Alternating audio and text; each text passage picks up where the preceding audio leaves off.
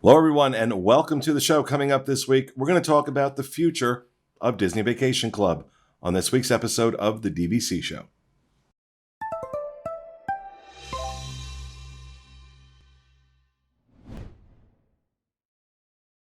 Hello, everyone, and welcome to this week's episode of the DVC Show, coming to you from the Bob Varley Studio in Orlando, Florida. I'm your host, Pete Werner, joined in the studio this week by my good friend, Sean Falk. Hi. Our producer, Mr. Corey Fiescanaro. Welcome home. Also joining us via Skype from DVCResaleMarket.com, Marissa Valaton. Hi, guys. Thanks for having me. And salesman extraordinaire with DVCResaleMarket.com, Mr. Derek DeBoer. Howdy, howdy. Happy Monday, everybody. Also joining us on Skype from Disboards.com, Webmaster Doc, also known as Rob Lindsay. Hello, everyone. And I hate Skype with a god-awful passion. I hate it. And you see, the problem, folks, is that when we're doing it on Skype, Skype is switching. We can't control when the camera switches. It has to have audio, and sometimes it switches and sometimes it doesn't.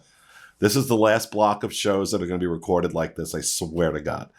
And also joining us via Skype, senior editor for DVCFan.com, Mr. Paul Krieger. Over here, Skype. I know you can do it. Come on. There he goes. There he goes. Hey! They literally have to Very good. Jump up and down to make lots of noise for Skype to switch the camera. Yep. All right. So welcome, folks. Just a reminder, our shows are brought to you by the World of DVC. That includes DVCResaleMarket.com if you are in the market for a DVC resale, hence the name. DVCRentalStore.com if you are in the market to rent out your points, which is a great idea. If you have points that you need to that you can't use, you can rent them out and make some nice money. Or if you need to rent points, they've got some great opportunities on their website, DVCRentalStore.com. And of course, the single most dangerous website on the internet, MoneraFinancial.com, because you find a contract you want and you want to finance it and you want to do it fast. Yeah, MoneraFinancial.com. That's dangerous. Very, very dangerous. Wonderful, but dangerous. So this week we thought we would talk about the future of DVC. Rob, before we started recording, we're recording this, by the way, Monday, February 1st, 2021. But Rob, why don't you tell everybody what you told us right before we started recording? I asked the team if they were aware of the significance of 21 years from today, which would be February 1st, 2042. And actually, yesterday was even more significant, January 31st, 2042, because that's the day that many of our DVC resorts expire. So why don't we start with that as the future of DVC, since, I think that's pretty good place to start on this topic. What do we think is going to happen before the expiration? Are they actually going to let it expire? Are they going to offer us extensions like they did on a very limited basis a few years back? I think they'll let some of them expire, and I think they will definitely extend for other ones that are more popular. But I would be floored if Hilton Head and Vero Beach doesn't get sold off to something else. Not there's anything wrong with it. They make money off of it. That's fine. But with just the amount that dues climb, and with things that they're right by the coast, it's just tough to do that. So I expect those to be gone. But with other ones, especially like Old Key West, which I know they already did a 2057 option there, but what else are they going to do with it? Unless they, they still want it to be useful, and that and Saratoga Springs with how big they are. I mean, they kind of, which I know Saratoga's not in that crowd, but those specifically, they're really DVC only. Like that, you never hear of people paying cash to just stay at Old Key West. I know from our travel agency side, that's never even on the list for people to. If they say we want to stay deluxe, Saratoga Springs and Old Key West don't even come up as a cash thing most of the time. Yeah, Rob, sorry. Let's hear from Rob. I want to get his take. Well, in the early days of the DIS, the late 90s and early 2000s, there was a kind of a running joke because every time someone would ask what's going to happen the last few years of DVC, the response was that the person that's going to make that decision hasn't been born yet. I suspect at this point he has been born. Derek probably knows him or her. But the last few years, we've got an issue with banking and borrowing. And we're complaining about borrowing right now because of the pandemic. But boy, those last few years, it's going to be really crucial because if you're borrowing points or if you're banking points, you're going to run out of time to use those points. So some decision is going to have to be made within DVC to modify or accommodate as many people as they can. And who knows what the decision will be made. But now 2042, there will be no dues owed because no one owns a 2042 other than at Old Key West that had the ones that have got the extension. So I think Paul has a great idea, great thought about what could be done. All right, go ahead, Paul. That just means I've had way too much time to really think about this. But you got another 21 years. Exactly. Yeah, it's going to change 400 times from now, but this will go down as 2021. Here's what I thought. I think that there's multiple aspects of this situation that you have to look at. The first is cut and dry.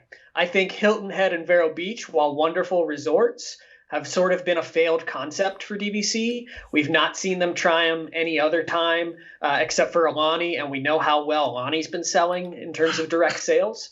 So I think that we see those 2042 resorts cut off and basically sold off as part of Disney Vacation Club.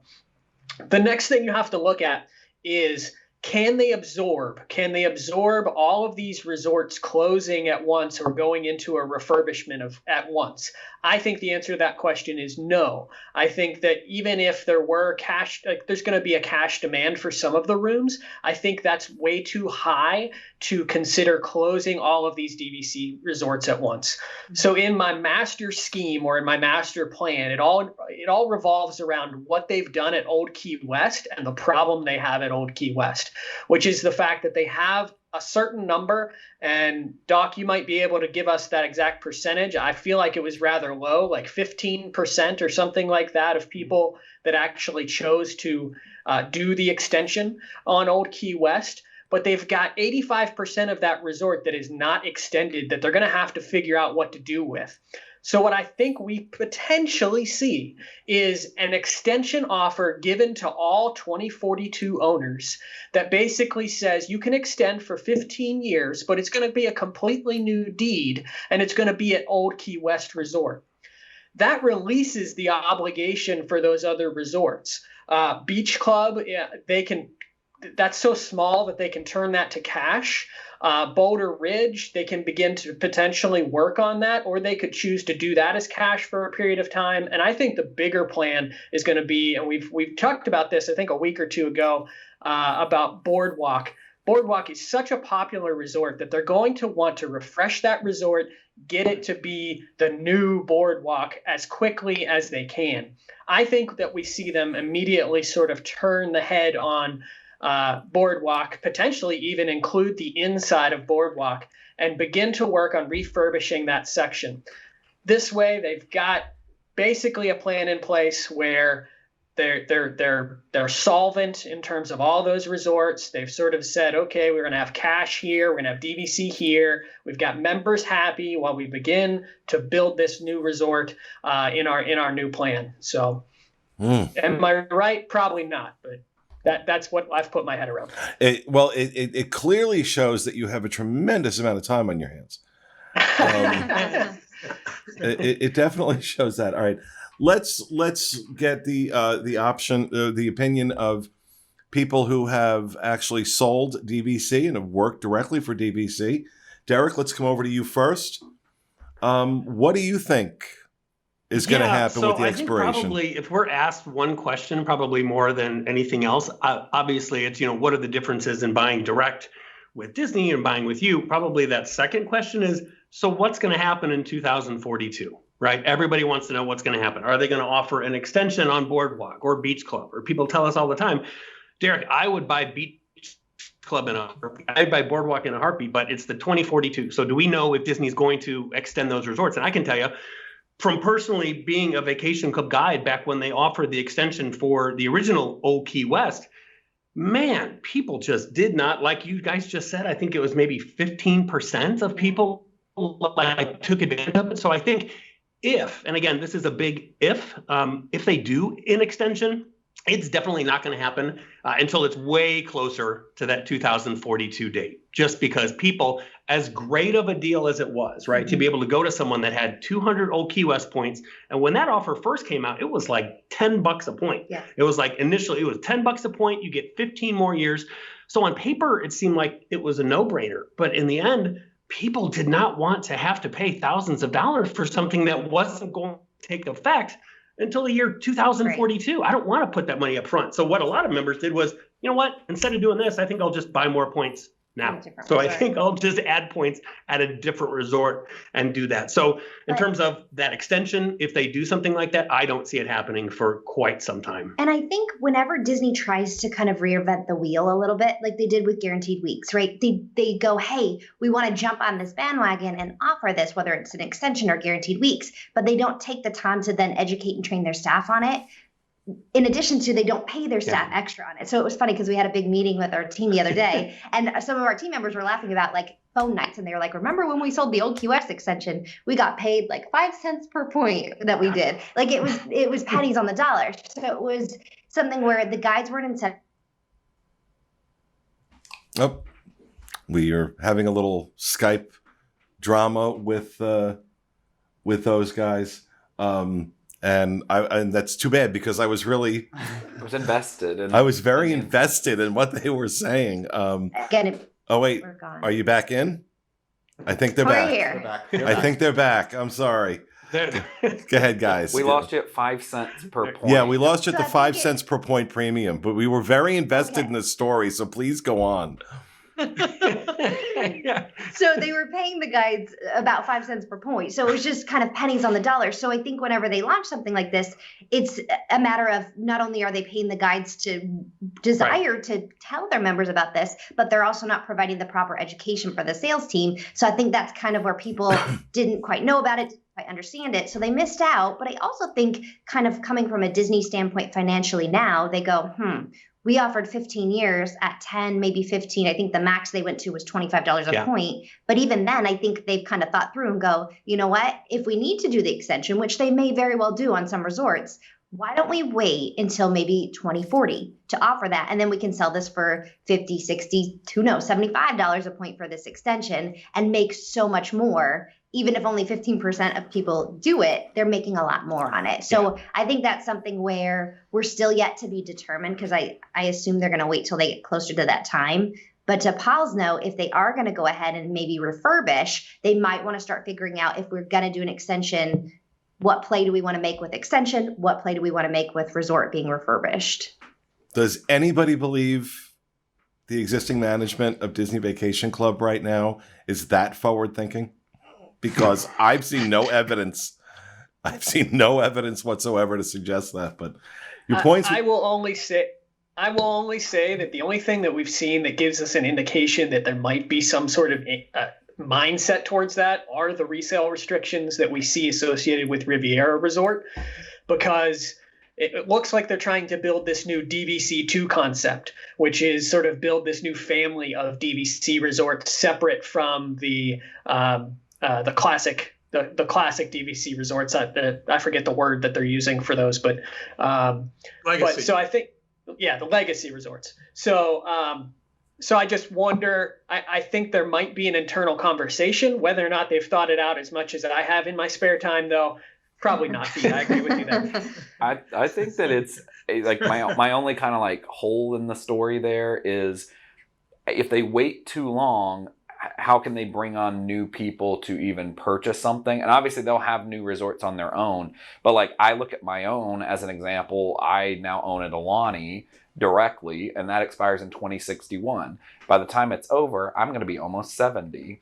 And so I can tell you right now, if they offered me an extension, I ain't extending because I might be dead. So like there's really no point in that. But if somebody bought in 1993, 1994, and they were already in their 40s, you're like 90 years old by the time it's done. Like how late can you wait at that point? I mean, it really just comes down to that as a factor. Well, you would need to get young families purchased in there to even get them to extend something, or you would have to assume that the people who bought at the beginning would be dead. That's really the two aspects. I mean, one of the questions that comes up for me when we talk about, will they extend 2042 or not, is if they were to extend 2042 again, like they tried once before, would they limit it just to direct owners and let the resales expire? I don't think so. Just because I think that the biggest money-making part of DVC and where they're going to keep those funds coming in for the resort is the consistency of dues. So I feel like if they cut off resale, they cut off a big number of people who are putting back into maintaining the resorts. And I also think that Disney's so profit-oriented that again, it probably depends on leadership or management at the time, but there's a profit to be made by opening up to everybody versus if you fail to only open it up to partial members, I feel like they lose a lot of potential revenue. Yeah, that's a good point. It's a good point. Now, when we talk about the future of DVC, no conversation about that would be complete without talking about new resorts coming online, but also the resale restrictions. And are those going to remain in place? Of course, right now, the only resort officially being built is the new tower out at the Disneyland Resort in California. That one we know they're moving forward with. There was the rehab they were going to build, Reflections. I call it a rehab because it looked like a rehab. I was looking forward to that, though. Reflections here in Walt Disney World. And that one, from what we understand, is not moving forward, at least not at the moment.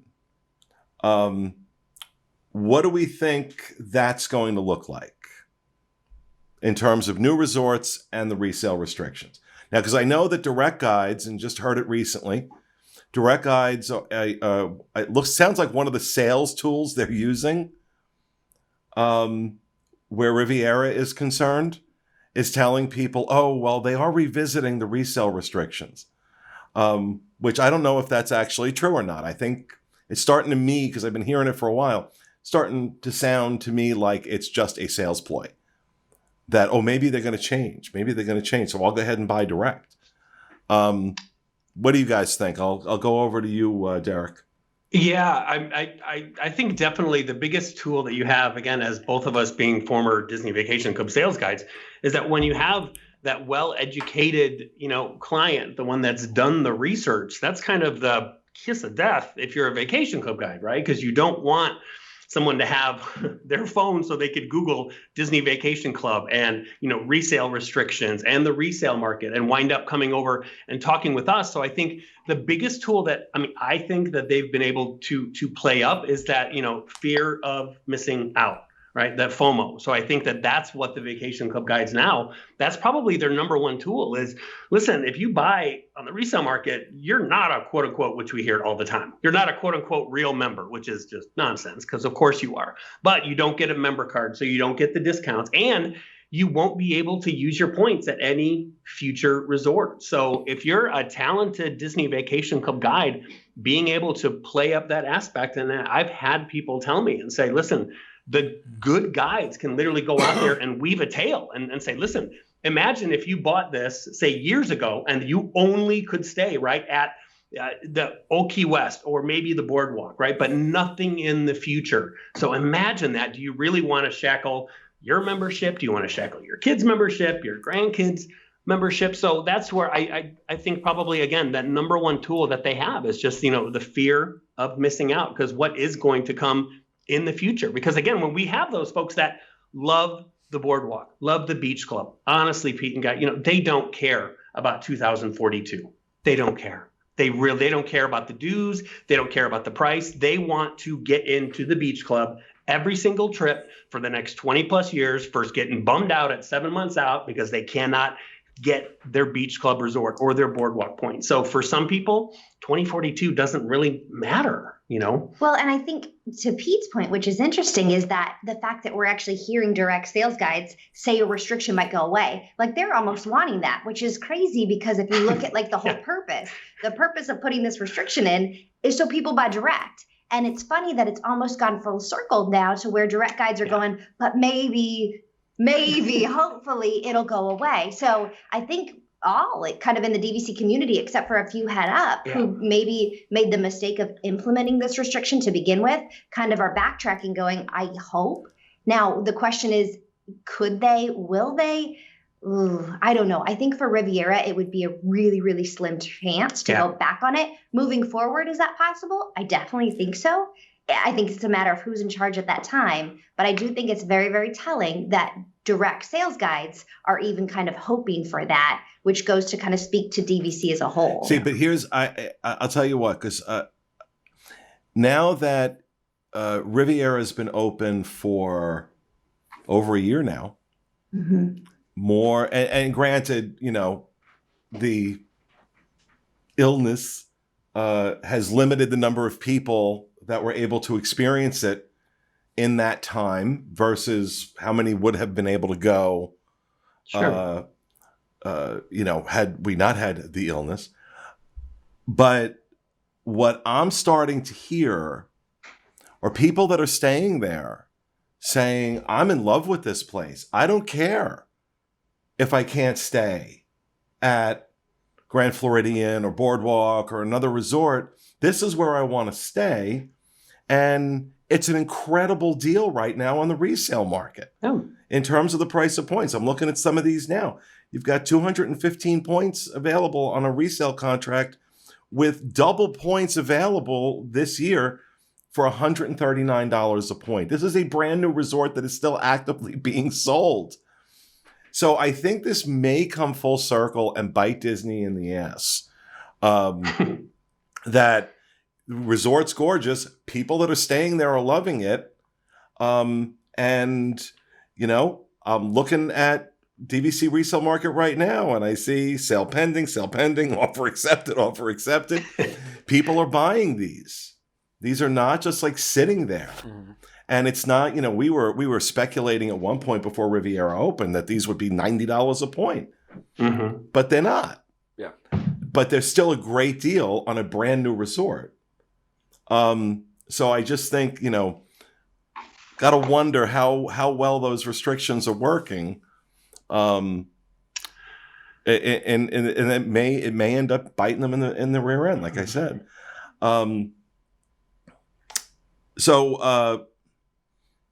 I think there's going to be an Asian resort.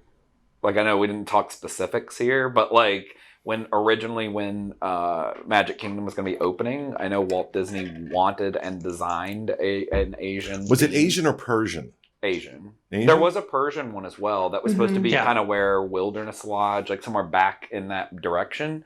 But I do actually think they will start moving forward with more. They'll get a little more adventurous culturally with what types of places they want to put in, I think. And I think that's really somewhere they've not circled back to, just because obviously World Showcase is so popular and people love that more immersive feel. I know that's something I would like to see. I think that'd be really cool to get places that mimic more things around the world. And I think that would be a really good sales tool for them to do that, and then also be able to push Shanghai Disney, Tokyo Disney, Hong Kong Disney, these other types of things by having. And I think at some point, and especially now because Bob Chapek is very like business minded more so. I think any opportunity they can to cross advertise it, Adventures by Disney, whatever it is they need to cross advertise, they're going to do it. And I think that's theming some more things culturally is going to be more prevalent.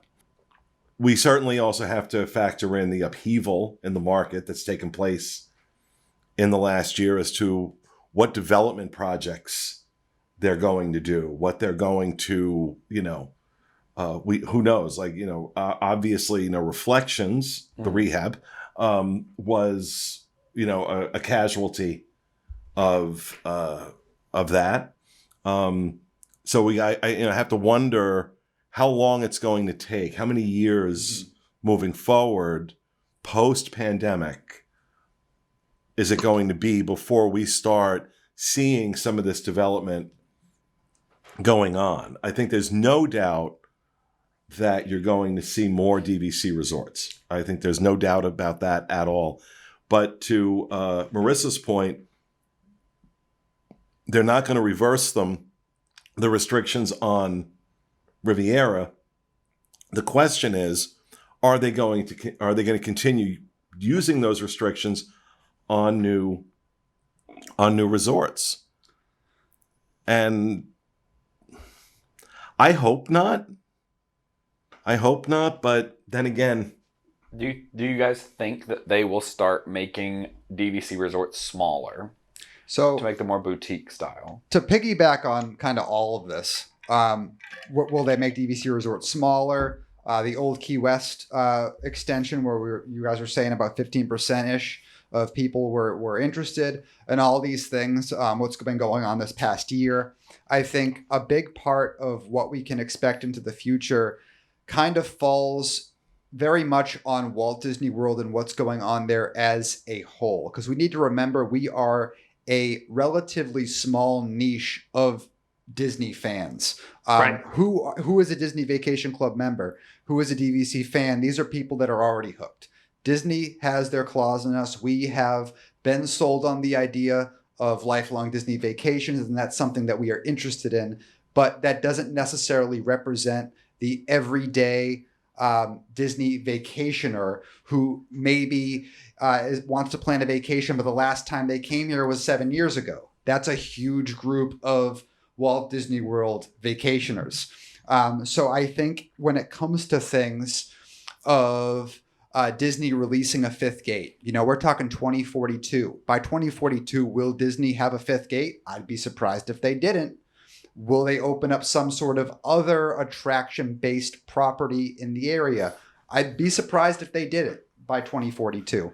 And those are the type of things that people will see and they'll plan a vacation around, and they'll come here, and that will introduce a whole new group of people to our niche and to fall in love with Disney the way we did, and actually become part of that group of people that says, hey, maybe DVC is right for me. Maybe I want to experience this year after year. And from there, the space will grow. And from there, we'll know, a resort extension, something that's worth pursuing, and things like that. See, I think you're going to see some of that on the other side of the pandemic. I think, just industry-wise, the phrase I hear used the most is pent-up demand. Mm-hmm. I think once that pent-up demand is allowed to set loose, first of all, I think you have a lot of people that are experiencing Disney Vacation Club properties right now that aren't DVC members because they're mostly what's open. And I think you have people that are Disney fans, and this is just me speculating, I have nothing to base this on, but you have people that are Disney fans that are saying, well, you know what? DVC resorts were open when a lot of these other resorts that I like weren't. So let me hedge my bets here. And absence makes the heart grow fonder. And for a lot of people, coming to Disney right now is not possible. And there may be that reaction. I know how I'd react if I was in New Jersey, still living in New Jersey. I didn't do this for a living, and I couldn't come down here for an extended period of time. I think I'd be prime to buy into DVC at that point. So I wonder if we don't see a surge in new members once that pent-up demand is really allowed to. I mean, just take a look during the pandemic. Resale sales have been phenomenal. Yes. Have been phenomenal. So that's during the pandemic. What's going to happen once we're on the other side and that pent-up demand no longer has anything pulling against it? I think you're going to see a whole new membership come in, and I think a lot of that membership is going to be in resale. Yep. And I wonder how that dynamic might impact how DVC looks at this. Coming full circle, I think this all wraps itself up well with the question that you posed to us, Pete, at the beginning of the show, which is, do we think that management at DVC has thought this through? I think pre-pandemic, I think that there was the start of a plan. I think that there was the beginning of a long-term plan of how DVC would evolve. The question that remains now is, have they come back to the table and have they said, okay, that plan is thrown out the window. What does this plan look like? And how does the next 5 years or 10 years affect how are the changes that are going to occur as a result of the pandemic going to affect our plan? I don't know that they've had those conversations yet. Maybe they've had some preliminary, put out the barn fire conversations, but I don't think that they've really thought, how does this fully long-term affect us and our plans as we move into the next 20, 30 years? Well, look, no one could say that when they came up with the idea for the resale restrictions, they were thinking long-term as it applies to a global pandemic, right? Mm-hmm. Because none of us saw that coming. But your point is well taken. What impact is this going to have long-term on that issue? And let me open it up to whoever has a comment on that. How do you think the pandemic might influence DVC's thought process on these resale restrictions once we're on the other side of this, whenever that happens?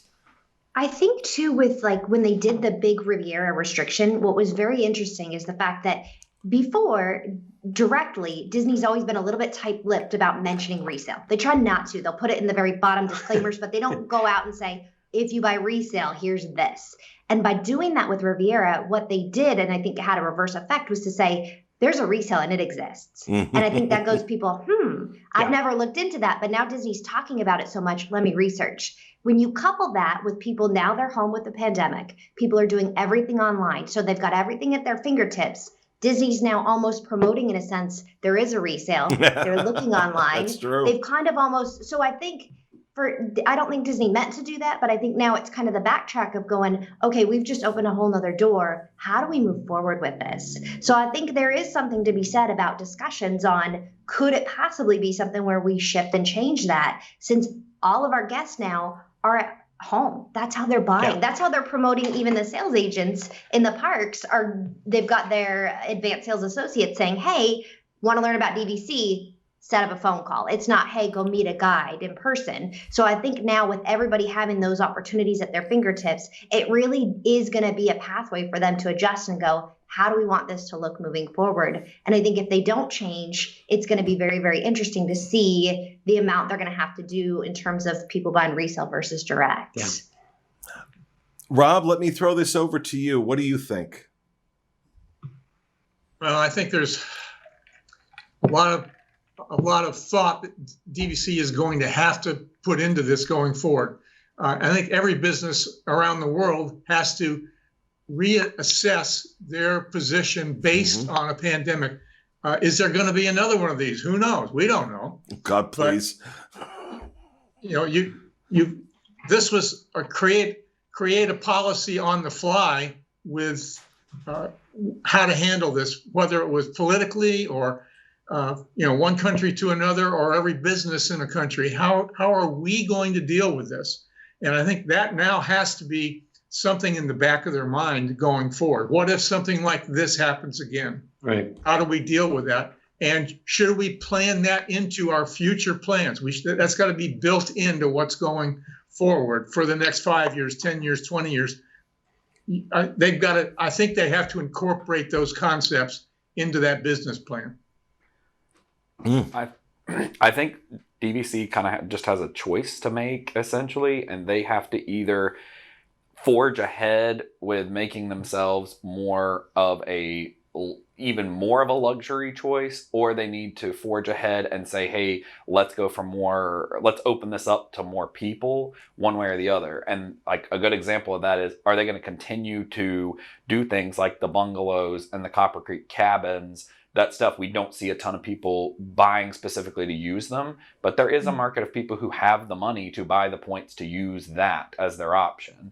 And coming out of the pandemic, a lot of people don't like the idea of being in a hotel style thing. They want more privacy. They want more things on their own. And there is a big market of the country and a growing market of the world that can afford these more luxurious stays that are, a little in that realm, and they can do that. So they either need to go hardcore that way, or which will absolutely not be thrilling for members in general, or for current members, or they need to go the opposite way and say, hey, we have to get younger families in here for these 2042 extensions because you need more new blood in this. So then you got to consider, well, the opposite path is, do we start making less expensive options or a value option, kind of like how Disney has value hotels, moderate hotels, deluxe?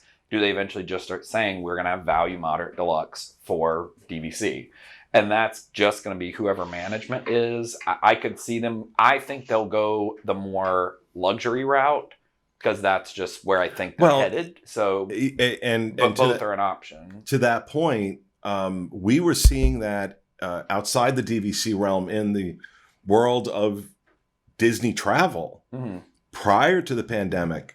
We were seeing that, crazy crap like putting the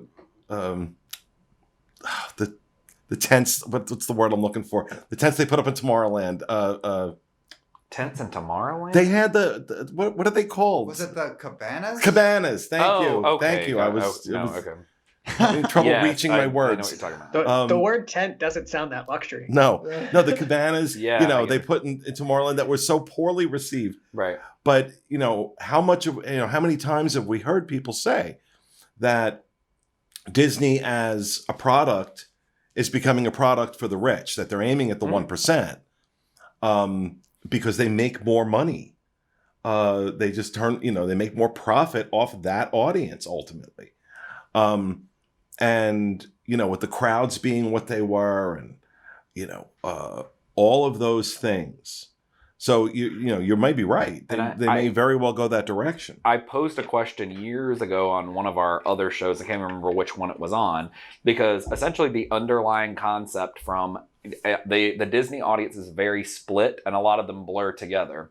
Parks are too crowded, and it's also too expensive. So so it's literally this mix of like, well, if the price goes down to go, and it seems to be that people's ideal goal is to pay no money to go, and they want to be the only people there. Yes. So, and that's essentially how it works. And so I posed the question years ago: if Disney tripled the price to get in, and let's say they did or doubled at this point, actually, because it was $300 is what we were talking about then, and it was $100 a day. Now it's like $150-ish anyway. So if they doubled the price and it could cut the people in half of how many people are there, Disney makes the same amount of money. that's appealing to a very large group of people who are more hardcore fans. It will block out a lot of people from getting to go, but it would also limit the crowds, and you can have better guest experience while the people are there. And that's really the question mark. They're going to find that line and they're going to find that bubble.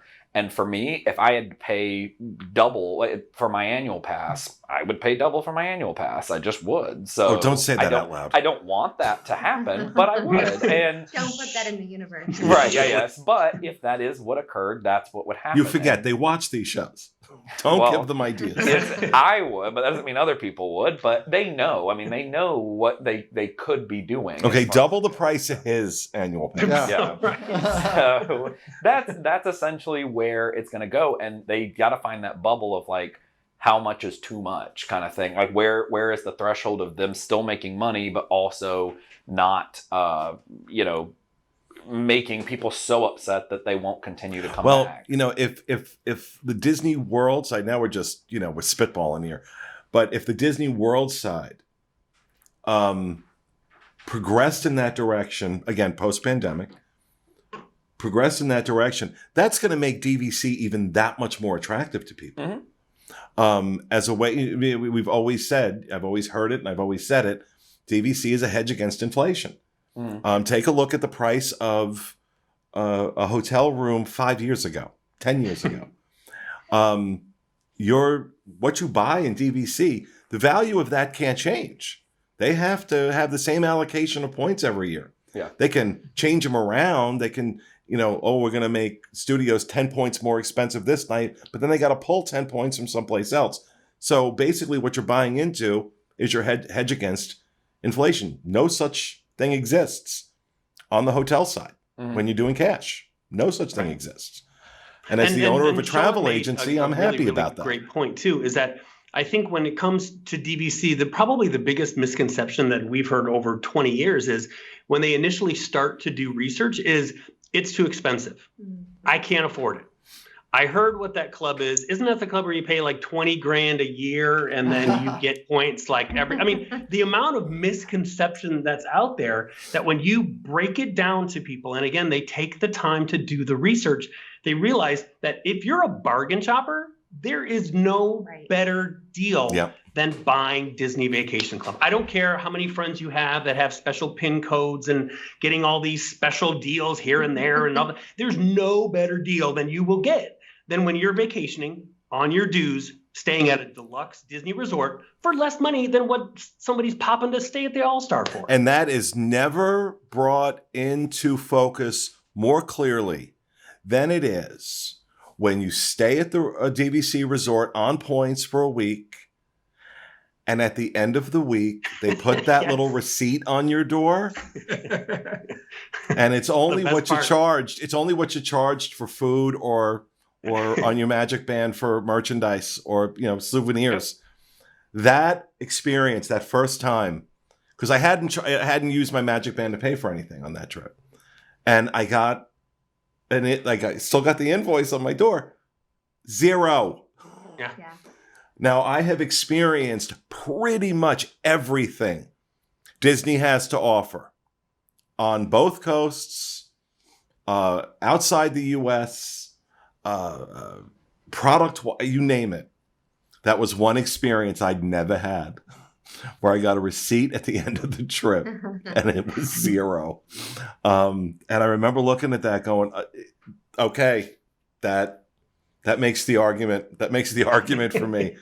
I got to pay dues. I got to pay stuff like that. But you know what? It's budgeted out every month. I know I'm going to come here. I know I'm going to do this. But now I'm just budgeting it out every month.